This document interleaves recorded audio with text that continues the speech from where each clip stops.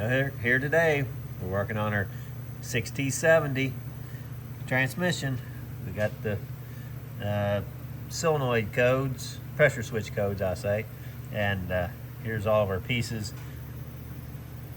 They come apart. There's one of them that was almost all together, but to get those pulled out, get you this tool kit. You get these things like this right here, and a little deal there to help go in and get your disc in place after you get them in. And here's your deals you get.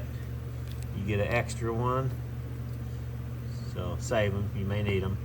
But you just take one of those dudes, slip that in your tool there, take this tool, and just when you think it's not going to work, very gentle, that dude pushed in there, and come over to your spot, keep pressure on this here, down, and then you send her home and hope she went to the right door.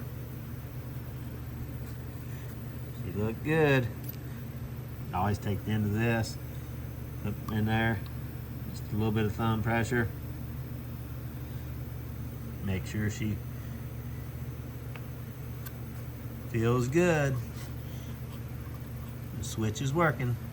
Yep, we gotta get the rest of these done and get this girl back on the road. Like and subscribe.